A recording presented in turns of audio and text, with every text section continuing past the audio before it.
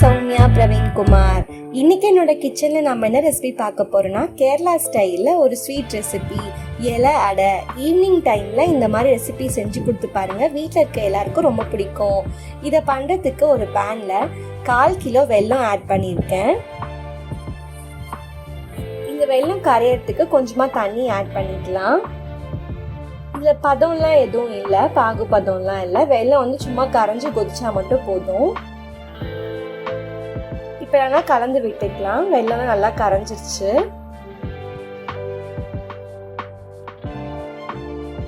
இப்போ நல்லா கொதிச்சதுக்கு அப்புறமா நம்ம மிக்ஸ் பண்ணிட்டு ஸ்டவ் ஆஃப் பண்ணிக்கலாம்.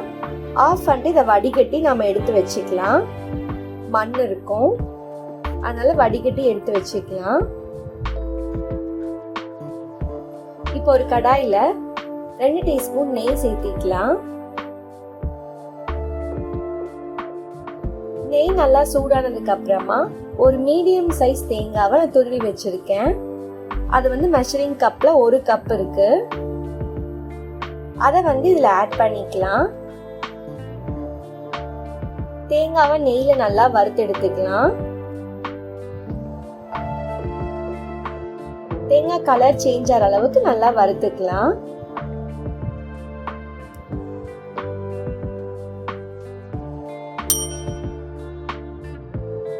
தேங்காய் லைட்டா வறுபட்டதும் நம்ம வடிகட்டி எடுத்து வச்சிருக்க வெள்ளை பாகு வந்து இதுல ஆட் பண்ணிக்கலாம்.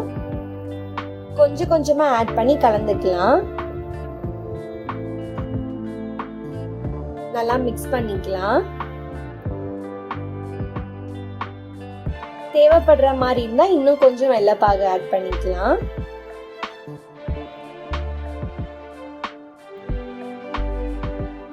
இப்போ எல்லாத்தையும் நல்லா கலந்து விட்டுக்கலாம்.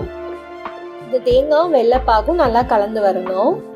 இப்போ இதுக்கு 1 டீஸ்பூன் ஏலக்காய் பொடி பண்ணி வச்சிருக்கேன், அதை ஆட் பண்ணிக்கலாம். நல்லா கலந்து விட்டுக்கலாம்.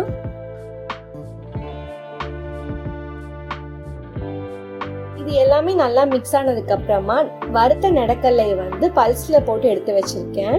அது 1/2 கப் இருக்கு, அதை ஆட் பண்ணிக்கலாம். இது நெடக்கல்ல போடாமையும் செய்யலாம், இல்லைன்னா அதுக்கு பதிலாக பொட்டுக்கல்ல இல்லை முந்திரி நட்ஸ் எது வேணா ஆட் பண்ணலாம். நான் நெடக்கல்ல ஆட் பண்ணியிருக்கேன். இது நல்லா கலந்து விட்டுக்கலாம். பாகு கம்மியா இருக்க மாதிரி தெரிஞ்சிச்சுன்னா இன்னும் கூட கொஞ்சம் பாகு ஆட் பண்ணிக்கலாம். இது ஒரு பூர்ணம் கன்சிஸ்டன்சிக்கு வரணும். அந்த அளவுக்கு வந்ததுமே நம்ம ஸ்டவ் ஆஃப் பண்ணிடலாம். இது ஆறட்டும். இப்போ நம்ம அரிசி மாவு பிசைறதுக்காக 3 கப்பு தண்ணி வந்து நான் கொதிக்க வைக்கிறேன். தண்ணி நல்லா சூடானதுக்கு அப்புறமா ஸ்டவ் ஆஃப் பண்ணிட்டு ஒரு பவுல்ல வந்து நம்ம 2 கப்பு அரிசி மாவு சேர்த்திக்கலாம். 2 கப்பு அரிசி மாவுக்கு 3 கப்பு தண்ணி வந்து சரியா இருக்கும். இப்போ இதுக்கு தேவையான அளவு உப்பு ஆட் பண்ணிட்டு நம்ம சுடுதண்ணியே கொஞ்சம் கொஞ்சமா ஆட் பண்ணி நல்லா கலந்து விட்டுக்கலாம். இந்த மாதிரி ஒரு ஸ்பாச்சுலா வச்சு நல்லா கலந்து விட்டுக்கலாம்.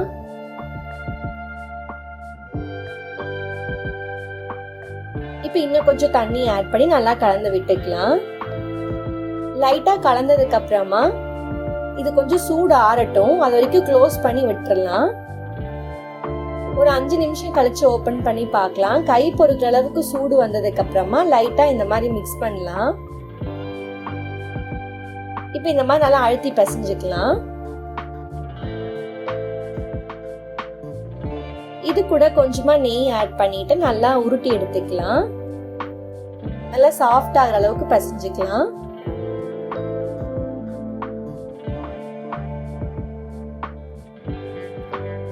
பாருங்க, அரிசி மாவு நல்லா பிசைஞ்சு எடுத்தாச்சு.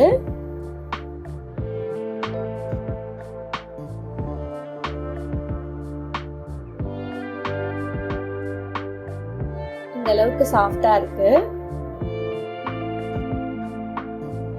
இப்ப வந்து இலை அடை பண்றதுக்கு இலையை வந்து இந்த மாதிரி ஷேப்ல கட் பண்ணி எடுத்திருக்கேன். இப்ப இதுல கொஞ்சமா நெய் தடவிக்கலாம். நெய்யை வந்து இலை ஃபுல்லா இந்த மாதிரி ஸ்ப்ரெட் பண்ணி எடுத்துக்கலாம். இப்ப நம்ம அரிசி மாவுல ஒரு சின்ன உருண்டை மட்டும் எடுத்துட்டு இந்த மாதிரி கையால தட்டணும். இலை ஃபுல்லா இந்த மாதிரி வந்து தட்டி எடுக்கணும். தேங்காய் எண்ணெயோ இல்லை நெய்யோ கையில் தடவிட்டு இந்த மாதிரி தட்டினா ஈஸியாக வரும். இப்போ இதுக்குள்ள இருந்து நம்ம ரெடி பண்ணி வச்சிருக்க பூரணத்தை அதுக்குள்ள வச்சுக்கலாம். இப்போ இலையோடு இதை வந்து அப்படியே க்ளோஸ் பண்ணிடலாம். இந்த மாதிரி நாம எல்லாமே ரெடி பண்ணிக்கலாம். இப்போ இட்லி பாத்திரத்துல வேக வச்சுக்கலாம். இட்லி பாத்திரத்தில் தண்ணி ஊற்றிட்டு நான் துணி போட்டு வச்சுருக்கேன். இப்போ நம்ம ரெடி பண்ணி வச்சுருக்க இலை எல்லாத்தையும் ஒவ்வொன்றா இட்லி பாத்திரத்தில் வைக்கலாம். இதை க்ளோஸ் பண்ணி ஒரு 10 நிமிஷம் ஆவியில் வேக வச்சு எடுத்தால் சூப்பரான இலை அடை ரெசிபி தயார். ஈவினிங் டைமில் பசங்களுக்கெல்லாம் இந்த மாதிரி செஞ்சு கொடுத்து பாருங்க, ரொம்ப விரும்பி சாப்பிடுவாங்க.